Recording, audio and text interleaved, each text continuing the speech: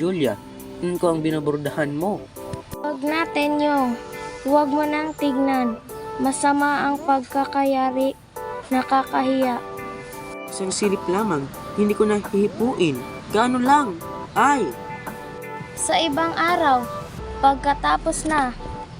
Oo, ipapakita ko sa iyo. Ang daliri bang ito ng hubog kandila na inakay, nilalik na maputing kaging ay may hayariing kanyang hindi mainam? Hala na, tingnan ko lamang. Na akong kuyain, pangit nga ang mga daliri ko. Ay? Bakit Tenyo? Napagod ka ba? Masama ka palang mapagod. Masakit sa iyo? Nagalit tuloy, Tenyong. Nalulunod pala ito sa isang tabong tubig. Ay! Anong lalim ng buntong hininga?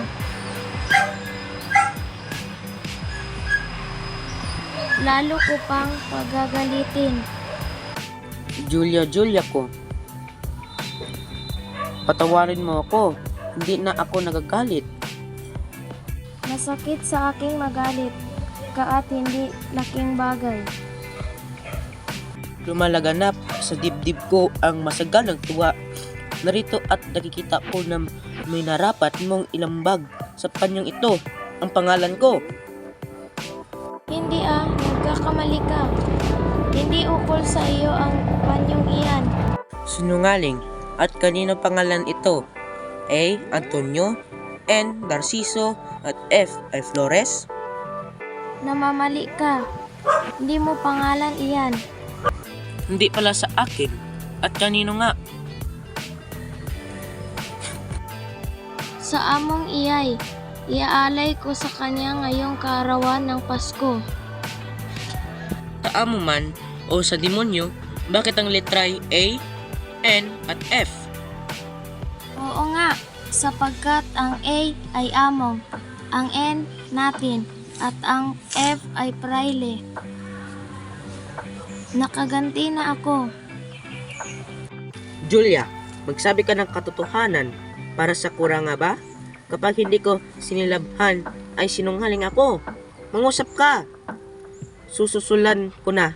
Huwag mong silaban ang tunay mong pangalan. Sa pagkakasabi mo, sa kurang subakang, nagising ang galit at di mapigilan. Hindi maghahandog sa lahi ni Satan ang panyong iyan ay talagang iyo. 10 nang nagburdang si Juliang iniirog mo. Salamat, Julia puong ko. O Tenyong ng puso, o Tenyong ng buhay ko. Pag-iibigan, tay kahimanawari. Lumawig na tunay at di mapawi. Panglingkap mo sa akin, kusang malagi. Huwag malimutan sa tuwi-tuwi. Julia ko'y tuparin at hakin natin. Tayo'y dumulog sa paa ng altar. Asahan mo. Di mumunting tuwa, dito'y dumadalaw. Ano pat mahira Di na namamatay matay sa piling mo o niyarang buhay. Maaalaalang may kabilang buhay.